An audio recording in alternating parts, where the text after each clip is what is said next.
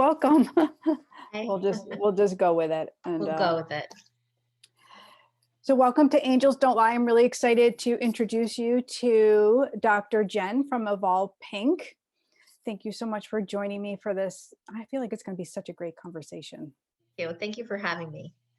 So I'm telling them you're a doctor, but I'm not telling them what you're a doctor of and what Evolve Pink is. But I think they're going to get the hint, being it's October and for women. But I'm going to let you kind of introduce yourself and tell us where you're located. Sure. So I am a general surgeon by training, and I specialize in diseases of the breast, primarily the treatment of breast cancer. I practice out of Hunterdon Medical Center here in Flemington, New Jersey. And I'm the founder of Evolve Pink, which is a relatively newly launched nonprofit, which our mission is to help women through their breast cancer diagnosis and beyond, to really kind of bridge the gap between treatment and healing. And so what got you into that type of bridge, like the treatment and, afterwards? I mean, that's huge. It's huge. I think that, and we talked a little bit about this. I really thought that when women got to the end of their treatment, that this was going to be a really exciting moment for them, for me to tell them. And I very quickly noticed that it was not the case, that this pseudo community that had been built around them by nurses and doctors, different kinds of doctors, oftentimes with a breast cancer diagnosis, people don't realize unless they've gone through it that there's multiple doctors working together in an integrative way. And that kind of falls away once you're at the end of your treatment. It becomes a lot less regimented and regular. And women are kind of left to their own devices. And I think that with any cancer diagnosis, but certainly with breast cancer, it's something that affects women on such a multi-layered way. It affects everything. It affects their family. It affects how they see themselves as women. It can affect sexuality. It can affect a lot of things. And to be left at that point at the end of your treatment to kind of figure out how to put the pieces back together can be very challenging. I often, in conversations with women, they tell me, I don't even know who I am anymore. Like, who am I now? And that's kind of the piece that Evolve Pink strives to help fill, or really give women the tools to incorporate into their life during their treatment so that they can make that transition into healing smoothly. So what type of treatments, what type of help are you referring to? I mean, I know what you're referring to, but I feel like the people would like to know. So lots of things. We integrate a lot of holistic modalities, such as meditation. We just launched a preoperative Reiki program where we offer Reiki to every woman who's having surgery. So I perform surgeries on Thursdays. I've been working with my friend Eleanor, who's a Reiki master, and she's giving my patients Reiki Wednesday night before, and it's been so well received. In a community where some women have never heard of Reiki or acupuncture or meditation, and it's all gotten, I think traditionally it gets a kind of like a woo-woo, voodoo kind of thing, and it's becoming more and more mainstream. I really think that this is the future. Definitely. I have a And girlfriend who did medical Reiki training, and she's been in surgery. nice. She's actually gone Into the surgery. absolutely. And she was at Yale. Awesome. Definitely not as easy integrated with when it's not known and when there's not enough study on it. But Right. the benefits people see are tremendous. Yeah, I mean, I see it. So exactly, it's hard to quantify and put numbers to. Right. And people in medicine and science, we're very numbers and science based, and we want proof and data. But honestly, it's becoming more common. I mean, there's a really lovely study that came out of Johns Hopkins that talks about the benefits of Reiki, which is really compelling. So I think it's becoming more and more accepted and more mainstream, and that practitioners and physicians are realizing that in this is like I said, this is into kinds of wellness modalities into the treatment of patients, or we're going to, it just becomes um, very outdated if you don't think about things in a more global way. So what type of positive effects have you witnessed yourself with doing meditation or the Reiki from the before the surgery? What have you noticed? So I've noticed a definitely a shift in mindset, which is so important. I see this time and time again that women who, and it's a lot to ask. It's a lot to ask to give somebody this diagnosis and say, well, you have to have a positive mindset now too. It's a Right. lot. But when you see the contrast of women who are able to somehow have a positive mindset and outlook during this diagnosis and the women who just can't, there's a real stark contrast in how they go through their treatment. And I can't quantify that into survival rate or recurrence rate, but it's so much of what I do. I measure on quality of life. Not only do I want my patients to be cancer free at the end of their treatment, but I want them to have quality of life. I want them to come out the other end not completely undone. um Well, so and I love that you're bringing this up because I think, in today's world where there's so much stress and there's so much chaos and we're seeing a little bit more illness. I know I am in my field in working with people. We're seeing relationship breakdown. So I'm just wondering, like, even going through, I know you went through a divorce, and if do you mhm. feel like it's mindset of where you are is going to determine how you're going to go through that, like how you show up for it? Do. So, I talk a lot about how when women are going through the treatment, it's kind of just like one foot in front of the other. So when I was going through my divorce, which was ugly, um, I was also in the height of my surgical training and had just had my son Tristan. So it was a very intense time in my life. Um, and it was one of those things where I would never, equate it to a cancer diagnosis, but it's one of those things where you kind of just have to focus on the finish line and put one foot in front of the other. There's not a lot of time to process, there's not a lot of time to think about, you know, where am I going to put these pieces? How is it going to look? You just need to get to the next day to get to the end game, which for me was completing my surgical training because this is my dream. This is how, as a single mom at the time, I'm remarried now, but at the time it was, I have to finish this in order to be able to provide for myself and my son. And when I came out the other end of that divorce and surgical training, again, I really thought that I was going to see fireworks and confetti and it was going to be this uplifting thing. And really, that's when I started to have to process all of this that I'd gone through in those years.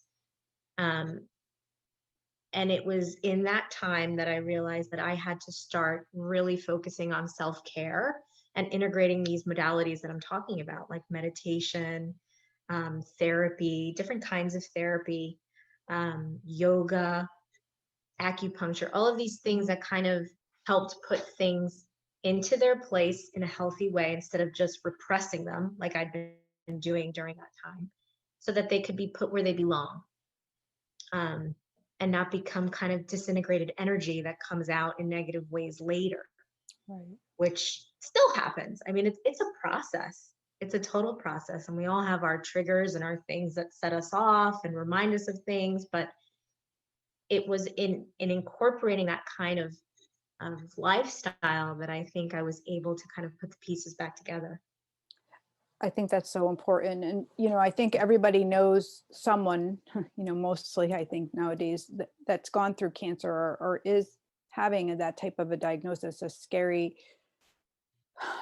thing that holds over our own mortality of like, what is Mhm. it going to look like and how can what can I do? I feel like, we're faced with things all the time. Like, I don't think one person's pain is above another's. We all have pain to go through. We all have trauma. We're all going to experience loss in our life. But it feels so isolating and alone when we're in it. We feel really like our defenses are down, like, how can I do this? Or why me? So how do you step in and lift somebody up so they don't have that lowness when they're going through surgery? Like their energy has to be up in order to put up that fight, so to speak, to work through it, right?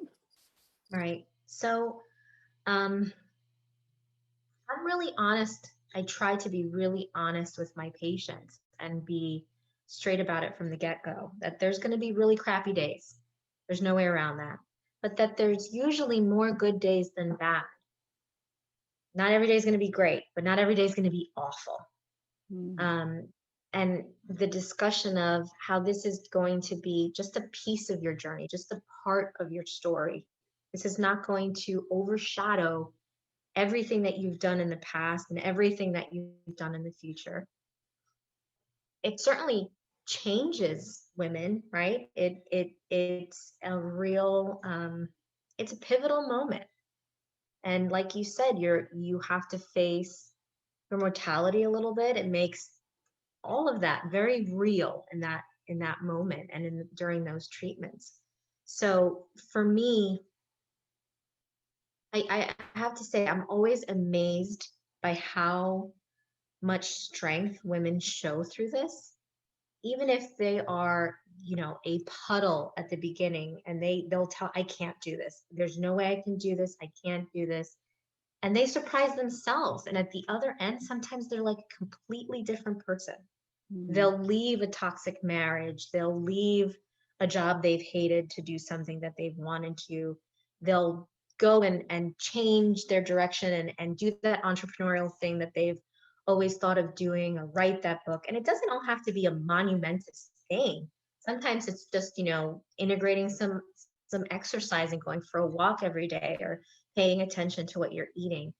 But I'll say that the majority of my patients coming out the other end are somehow in a way better, a better version of themselves. And that, to me, as a physician who treats this disease, is my greatest joy, to see that, and to see women recognize how much strength they really always had, but now they know it, and show it. Yeah, that's the empowerment piece, right? Of Yeah. claiming our power back. Yeah. You know, I know you just had an event over the weekend, because we have some mutual friends, which is a lot of fun. Can you tell us a little Yes, bit about your event and what that was about? it was good. So we had a winemaking event for Evolve Pink. We created our own rosé, Hmm. which I'm really excited about. And it was, I was very anxious about this. It's COVID time. I wasn't sure if anybody would want to come out and do something kind of social, but it was really a lovely event, and it was quite a success. We had quite a few people come. We were socially distanced and wore our masks, but it was still beautiful.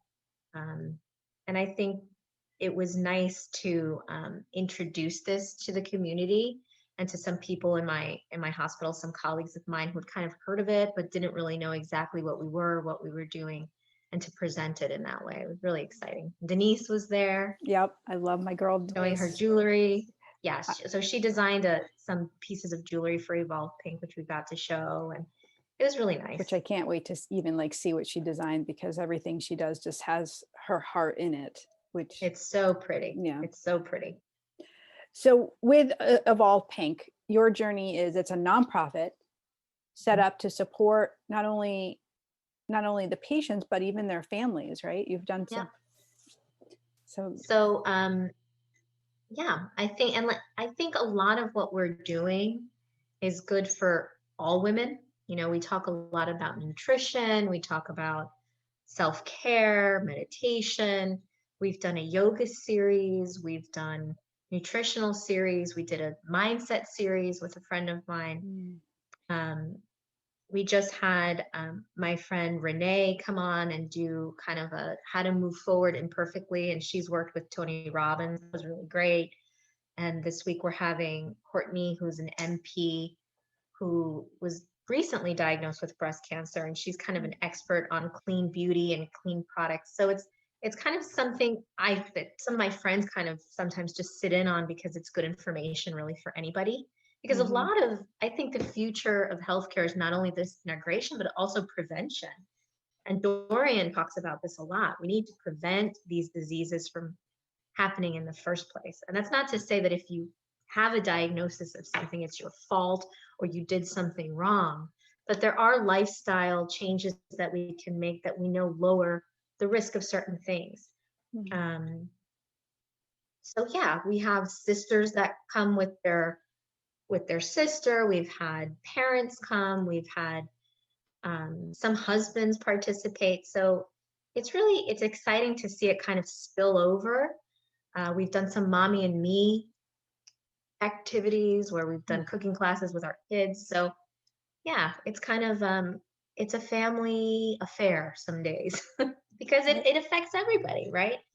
If somebody's Absolutely. diagnosed, the ripple effect is far and wide. It affects family, it affects friends. That's what I So was going to say. I've had friends with breast cancer. I lost a very dear friend. I was with her when she crossed over uh, from breast cancer, and you know, it affects you, and it just, and you wonder, are your breasts going to turn against you? yeah, You it's wonder, scary. like, yeah, I have breast cancer in my family, and anytime I get, and I'm very cystic, so anytime I get a lump, I'm like, and I've had a couple drained, and everything always turns out beautiful, but you just don't know. Right. And And I think that the not knowing in mm, everything is probably the scariest piece of everything, right? Just the anticipation and the not knowing right. everything for I agree. anything. I agree. Even not knowing, like, when you were ending your relation, not knowing is what the change is going to be like, can put us in Right. a place of constricted fear. Yep. How will this end up? Am I going to Right. be okay? What is going to happen to my son? What's going to, and um, that's a piece I see with my patients over and over. And I think that's a very woman trait. You give them this news, and immediately it goes to, what about my kids? What about my husband? Who's going to take care of my parents? Who's going to do this? Who's going to do that? And it's never, how is this going to impact me? Right. And that's a conversation that I have with, I would say, 98% of my patients at that cancer diagnosis. I'll ask them, who is the most important person in your life? No one ever says me. Mm. Um, And that's the point. It's you, because if you don't take care of you, you can't do all those things that you do for everybody else. Well, I think that of all, pink is really going to be just so amazing and so large. I think you're right. When we before we signed on, you were like, I love that it's evolved pink because it is already evolved, and it Yeah. is about self-care all along. Mhm. Because if you aren't in that alignment, then disease can come easier for you. Yeah. If you aren't self-nurturing and self-caring, and it's not, like you said, to blame, it's, we're taught to put ourselves last. It's a conditioning. And Yeah. so reconditioning ourselves and learning a new way is key. It's That's key. the true empowerment. I think that's one of the key things that people have to learn is that the old adage, like, you really can't pour from an empty cup. Mm. Um, and I believe a lot in energy and sending people energy, and I think sometimes I don't like to say people do it wrong, but you send your own energy and you invest your own, life force into things. Mhm. And that's not necessarily what needs to be done. We can send light through creator, through the universe, and it doesn't need to deplete you. I And literally just did that's a class on this. I love that you're talking about this, because we're over givers, right? We wonder, why are we so depleted, and that we're Mhm. exhausted because we're people pleasing. We want them to be Mhm. better, but it doesn't always mean that they want you there. And you Mhm. can't change somebody else's outcome. But you're right. Prayer is so powerful. Yeah. It's more powerful than you showing up, Yeah. with a meal. Like, if you were to pray and then send the meal, like, when you were asked, like, holy cow, that's like just a different vibration. Oh, Yeah, a different vibration. And that's the thing. That's all of it, right? it is. So as a surgeon, like, and a mom, how do you take care of yourself? How do you stay in the vibration? Yeah, it's hard. People are like, "Do you ever sleep?" And I do. And I do take time for myself. And that, it's always a process. We're women, we're moms. We feel guilty when we take an hour for ourselves to go in the basement and go to the gym because, I just took an hour to do a podcast but we have to just, I really think collectively as women, just be more forgiving with ourselves.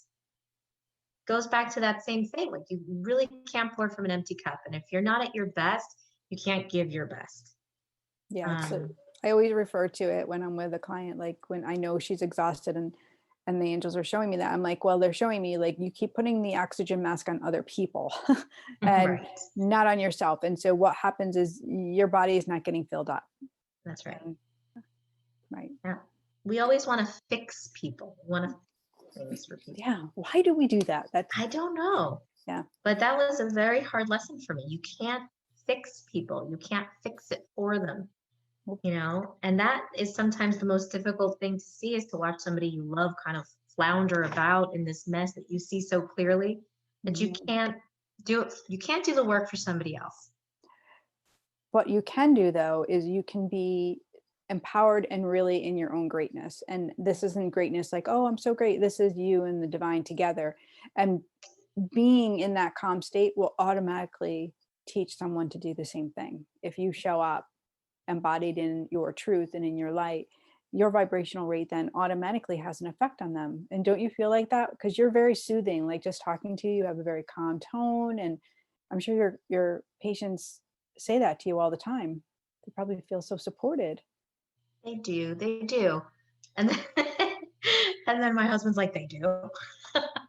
Well, you know? Um, but yeah, they do. For the most part, we all have bad days. Like today wasn't a great day in my office. It was a little hectic, but you just have to come back and, you know, breath is so important. I tell my patients that all the time. Just 3 long, deep, centering breaths can change everything, right? yeah. And it's just even little things like that that women learn and incorporate during this process that are really they're life changing sometimes for people because they've never even thought about feeling their breath and feeling themselves in their body. So it's so great to share that with people and to bring people in like you and my dear friend Nita, who's out in Portland, Oregon, who does a meditation for us the first Friday Mm. of every month. And to see these ladies who, when I mentioned meditation, be like, no, I can't do that. And now they show up every Friday and they're excited. And, it's great to see. It's great to witness. I'm sure it is. Because when you see somebody start to light up, Hmm. then it's just it. That's it. Yeah. Yeah. It's really beautiful, really amazing. And so let me ask you about the whole passion and purpose. Like why go this far? Why go to Evolve Pink? Why not just do your job? Hmm. That's a good question. I've never been that way ever. Hmm. I've always wanted more. I wanted to do more, Mm. sometimes to a fault.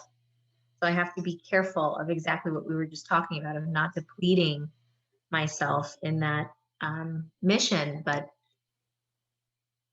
I don't think I would feel like I was doing my job to the best of my capacity if there wasn't an incorporation of this into it as well. Mhm. It's kind of like to me, it's a no-brainer. This has to be part of the treatment of this disease. Otherwise, we're just cutting things out and zapping them with radiation and throwing medicine. It's not, that doesn't heal people. And sometimes maybe what we're healing people from isn't even this diagnosis. Maybe it's past trauma and learning how to incorporate things to Mhm. move past those things. And this was the thing that made us look at it. I don't know. Does that make sense? It makes absolute sense. Like, um, and I can't wait to do a little more work with you. Like, I'm super excited because, I see this purpose all around you. And, passion and purpose, they really go hand in hand. And you're right. Like, we have to know how we're energetically showing up so we don't like lose ourselves in the work rather than our work become part of our life. It just easily fits in there. Right. And, that's basically what you're showcasing for your people. You're showcasing like, this is how I do it. And the more confident you are in that, the more they are going to be. I just feel like it's going to be amazing. It Thank you. already is. And I just feel like it's going to just, yeah, keep evolving. Like you said. Thank you. And that's what Wow. I'm trying to let it do, because I used to be a very make a list. How am I going to do it? Think and think. And I'm kind of just I'm letting it evolve. I'm letting it unfold. Oh my God. So many And people are like, so many people are going to go right there. They're like, yes, I've got the list. I'm like, they try to make it happen. yeah, Hmm. gotta kind of just let it unfold sometimes. And it's okay to not know exactly what something's going to look like Hmm. from day one, and to just kind of let it be and let it grow. Well, let's talk about that because that is the fear. I think no matter what situation you're in, it's not knowing what's on the other side, Mhm. right? And so I think God puts us in a position of having that experience so we can guide other people to do it with how we did it. And that's how we learn from each other. It's we're not meant to do it alone, right? He wants us to share our stories. It's just the part of it that I really love. So you've gone through big things. I mean, medical school and not knowing what that was going to look like, I'm sure, when you went in. Yeah. It was, I always knew I wanted to be a doctor. So getting into medical school was its own, you know, journey, and had lots of hardships and um, trials and failures and coming back from failures. And, um, I think that that's one thing I should work on more, I think, is reflecting on how far I've come, because Yeah. sometimes you lose that because you're just, the what's around you just becomes the new norm. And and I remind myself it's important to sometimes stop and look around and reflect. And I'm always grateful, but to be grateful for getting here and how you get to where you are, because it's all part of it. That journey is all part of. Well, it's the grace too that you carry. Like I think that's my friend Denise, right? Our mutual friend. She Yeah. carries herself with such grace, and all of the things that she's gone through are just big and hard. And she's been able to do it with a grace. Excuse Bless me. you. Excuse me. Um, which isn't that isn't that the whole point? Like that it doesn't like take us off of our center. It doesn't ruin our life. Yeah, she's amazing. I mean, she just emanates to me. Grace is a perfect word. Grace and strength and Mhm. resilience. Um, and I think, it's hard. It's really hard. It's hard to take something that really just pulls the carpet out from under you, and not become completely, undone and nasty and angry. And Mhm. um, you know, uh, during this talk we did last week with Renee, her name's Renee Marino. She said something that was so interesting. We often ask ourselves the wrong question. Something happens and it's, why me? Why?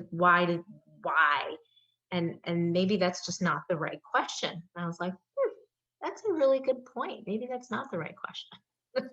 Right? We need to start asking better questions. But that's hard. Like I said, when something horrible happens, you want to know why. But maybe that's just part of the journey.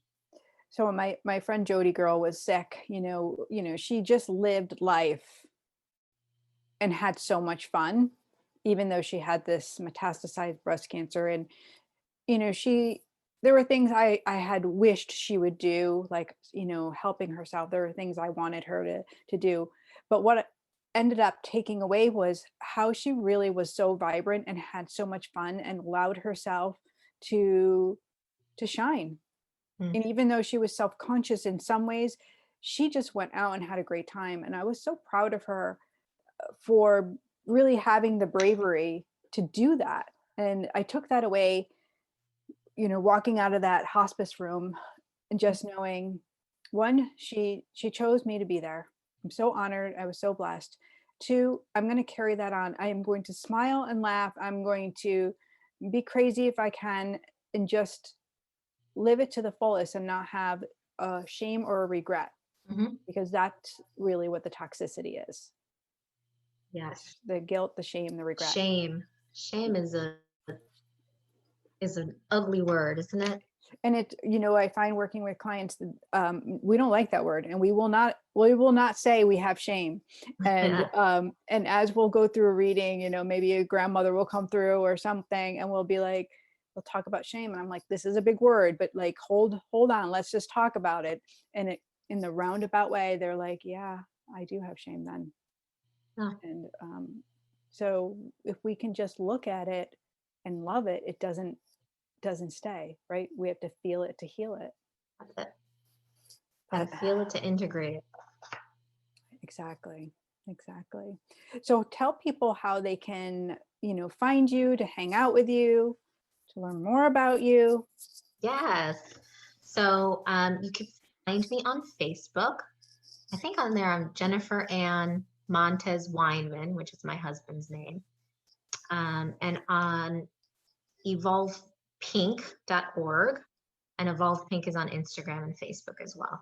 Oh, So you perfect. can find me on there. You can email me on there if you have any questions about anything breast related or otherwise. And I'm happy to speak with you and meet you all. Awesome. So beautiful. And any words you want to maybe leave them with, any takeaways? Get your mammograms, please. Oh, Once a year, every year after you turn 40. did I do it? We don't like to do it. I know nobody likes to put their breast in a panini press, but it really does save lives. I see it every single day, because the earlier we can catch things, the more likely we are to cure them with less intervention and less, toxic medications and things. So that's one. And two, what else? Iodine. Is to take a second and really appreciate how special you are. Each of us is just so unique and special, and we have so much to offer the world. I read a meme yesterday. I'll probably mess it up, but it was something along the lines of, I owe myself an apology for allowing that person to make me believe I was average. Because the truth is, none of us are average. We're all special in our own way. And we just have to start appreciating ourselves and giving ourselves the love that we deserve. You need to be the love that you wanted to receive. Yes. When you were younger, and all the things that you hold maybe as a regret or guilt or shame, those are the things that should fuel you to be the light for yourself and then shine it for others. Like, just be that love. Be that love. Be that love. Love Thank that. you. Thank you so much for hanging out with me. And this has been a lot of fun. Yes, this was lovely. Thank you for having me. Getting to chat and share. Thank you for joining. And I know what I know, because angels don't lie. When she smiles at you, she'll say, angels don't lie. Angels don't lie.